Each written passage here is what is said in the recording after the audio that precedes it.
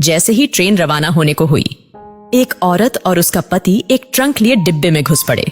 दरवाजे के पास ही औरत तो बैठ गई, पर आदमी चिंतातुर खड़ा था। जानता था कि उसके पास जनरल टिकट है और ये रिजर्वेशन डिब्बा है। टीसी को टिकट दिखाते उसने हाथ जोड़ दिए। ये जनरल टिकट है, अगले स्टेशन पर जनरल डिब्बे में चले जाना, वरना 800 की रसीद बनेगी, कह के टीसी आगे चला गया। पति पत्नी दोनों बेटी को पहला बेटा होने पर उसे देखने जा रहे थे। सेठ ने बड़ी मुश्किल से 2 दिन की छुट्टी और 700 रुपये एडवांस दिए थे। बीबी लोहे की पेटी के साथ जनरल बोगी में बहुत कोशिश की, पर घुस नहीं पाए। लाचार होकर स्लीपर क्लास में आ गए थे। साहब, बीबी और सामान के साथ जनरल डिब्बे में चढ़ नहीं सकते, हम यहीं कोने में खड़े रहेंगे, बड़ी मेहरबानी होगी। टीसी की ओर 100 का नोट बढ़ाते हुए कहा। 100 में कुछ नहीं होता, 800 निकालो वरना उतर जाओ। 800 तो गुड्डो की डिलीवरी में भी नहीं लगे साहब, नाती को देखने जा रहे हैं, गरीब लोग हैं, जाने दो ना साहब। अब की बार पत्नी ने कहा, तो फिर ऐसा करो 400 निकालो, एक की रसीद बना देता हूं, दोनों बैठे रहो। ये लो साहब, रसीद रहने दो।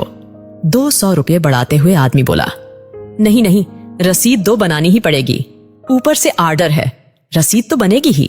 चलो जल्दी 400 निकालो, वरना स्टेशन आ रहा है, उतरकर जनरल बोगी में चले जाओ। इस बार कुछ डांटते हुए टीसी बोला। आदमी ने 400 रुपए ऐसे दिए मानो अपना कलेजा निकाल कर दे रहा हो।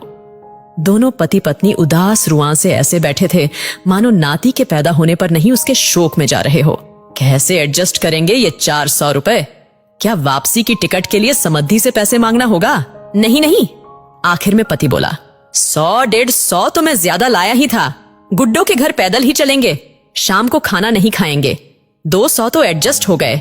और हाँ, आते वक्त पैसेंजर से आएंगे, 100 रुपए बचेंगे, एक दिन जरूर ज्यादा लगेगा, सेठ भी चिल्लाएगा, मगर मुन्ने के लिए सब सह लूंगा। मगर फिर भी ये तो 300 ही हुए। ऐसा करते हैं, नाना नानी की तरफ से जो हम 100 देने वाले थे ना, अब दोनों मिलकर 100 देंगे, हम अलग थोड़े ही हैं, हो गए ना 400 एडजस्ट, पत्नी ने कहा। मगर मुन्ने में कम करना। और पति की आंख छलक पड़ी। मन क्यों भारी करते हो जी, गुड्डो जब मुन्ना को लेकर घर आएंगी तब 200 ज्यादा दे देंगे। कहते हुए उसकी आंख भी छलक उठी।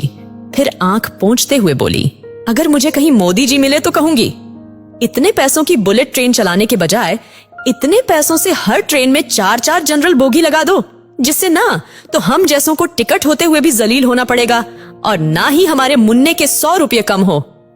उसकी आंख फिर छलक पड़ी। अरे पगली, हम गरीब आदमी हैं, हमें वोट देने का तो अधिकार है, पर सलाह देने का नहीं। रो मत। विनम्र प्रार्थना है, जो भी इस कहानी को पढ़ चुका है उसे इस घटना से शायद ही इत्तेफाक हो, पर अगर ये कहानी शेयर करे, कॉपी पेस्ट करे, पर रुकने ना दे, शायद रेल मंत्रालय जनरल बोगी की भी परिस्थितियों को समझ सके। उसमें सफर करने वाला एक गरीब तबका है जिसका शोषण चिरकालीन से होता आया है।